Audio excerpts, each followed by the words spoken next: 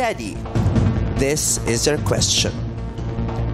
After I read the question, you will be given 5 seconds to answer. And the question is... Timer starts now. Wala pa! Wala ka pa tanong! Wala ka pa tanong! Wala ka tanong! Sagot! Hindi ka pa nagtatanong.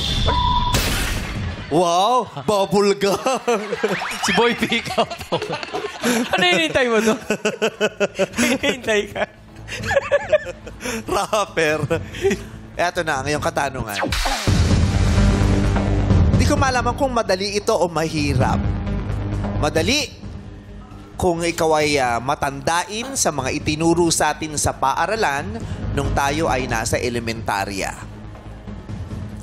Ang tanong, sa akin ka lamang titingin, Teddy.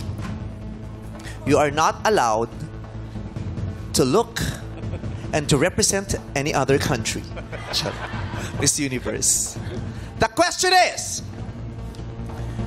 sa mga bayani ng Pilipinas,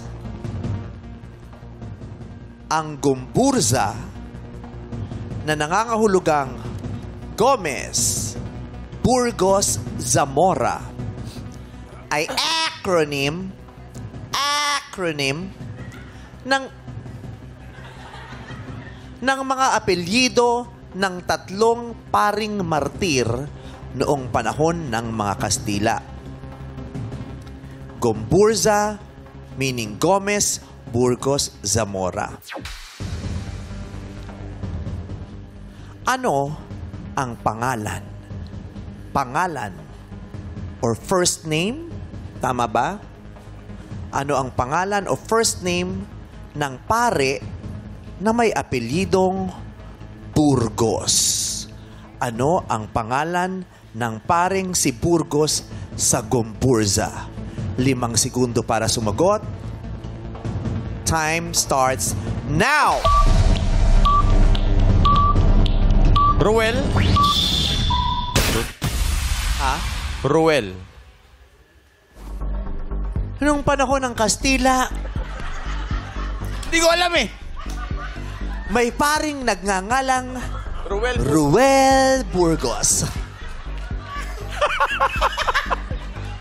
Baka palayo lang niya yun. Oh, malay mo. Malay mo naman. Hindi ko alam eh. Ruel ba ang pangalan ni Burgos? Tagal na niyan eh. Kasi si Gomez, ang first name ng pangalan ni Gomez ay Sander. Sander Gomez. Panahon ng Hapon, ng Kastila, may Sander na. Paano ka na Sander na panahon na yun? Do it with a bubble gum. Si Gomez, ang pangalan ni Gomez ay Mariano. Mariano Gomez. Si Zamora naman ay Jacinto. Jacinto Zamora. Si Burgos ba ay Ruel? Sorry. Madam, yun lang naisip kong pangalan. Ano ang pangalan o first name ng paring si Burgos na bahagi ng 3 pari sa Gumburza? Ang tamang pangalan ni Burgos ay Ruel nga ba? The correct answer is... Jose. Jose Burgos. Sana pala sa'yo ako tumingin talaga. Oo.